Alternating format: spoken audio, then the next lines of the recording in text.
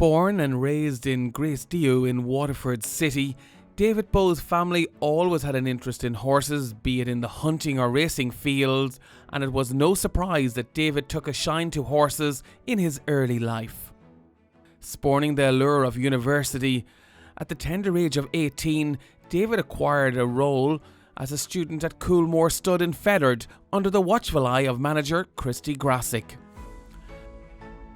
Yeah, I suppose, look, David was always one of those just nice guys from day one. I suppose he just stood out as somebody who wanted to do the thing very well. He was he always had that good impression with people and stuff like that, and I think he's carried that through life. He's been very helpful to everybody. The thing about him is he's always very kind and generous with his time, nurturing younger people in the industry too, encouraging them, pointing them in the right direction. He's an absolute gentleman to myself and to my staff.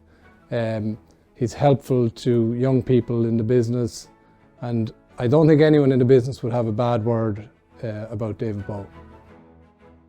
His successful stint at Coolmore was followed by posts at Walmack International in Kentucky and Longhole Stud in Newmarket, before joining Jeff Smith's Littleton Stud in Winchester in southern England. He hasn't left since.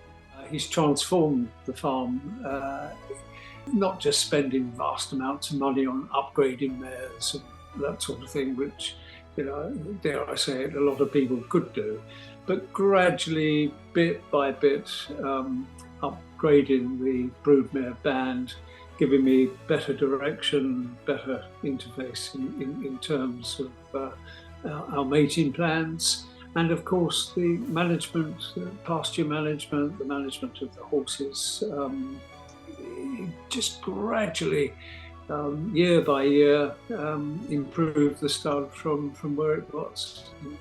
It's been, as you rightly say, a major asset.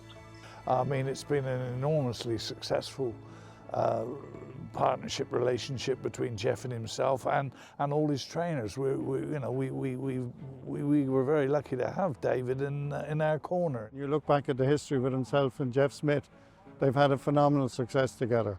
With the two good fillies, Alcohol Free and Lock Song and all those, and Arabian Queen. So there's a great history for David.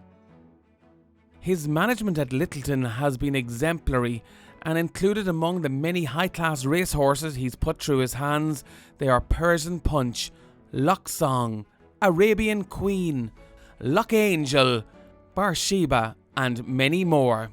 Dave's a great guy, but he's also extremely good at his job, obviously, and he's put together a CV which is fairly incredible, particularly with not just the homebreds at Littleton, but the horses he's managed to buy as foals is quite extraordinary. And we buy to race, and on average, I think probably 8 or 9 of them have been rated over 100.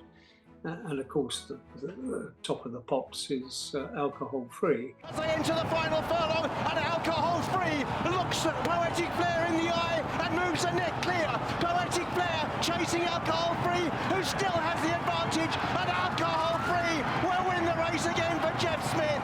But Shane Murphy in the saddle for Andrew Balding.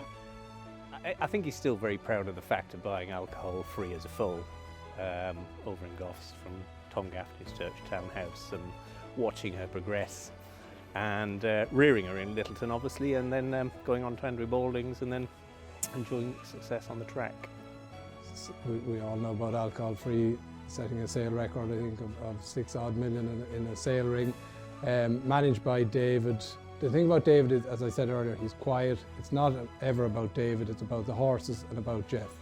Bit of a joke, really.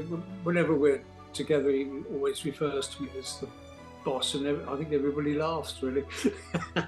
But no, he still refers to me in a joking sort of manner as the boss. But I've never pretended to be a horseman. I've never pretended to have anywhere near his knowledge. And of course, everybody in the industry is fully au fait with that. He doesn't often expect recognition. I think that's one of his qualities. But equally, I don't think there's one more deserving of this award. I think he'd be very proud of it, and I think he deserves it. And if you follow back in the other people who've won it in the past, he'd be very honoured that he's part of that team, and we're delighted that he's getting it this year. Dave's a very modest person, so he'll probably be deeply embarrassed, but as I said before, I think he's a very worthy recipient, and you know, he thoroughly deserves it. David's successes in Britain and throughout his career have been impressive, and as one of the most popular figures in the British racing and bloodstock scene. He is yet another fine example for Ireland in foreign fields and a worthy Wild Geese award winner.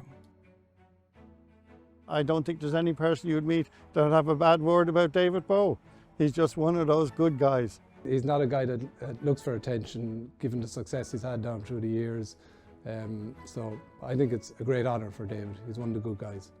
David, I'm really sorry not to be there tonight, but I can only say thank you for 20 plus years of just a wonderful contribution to an enormous success.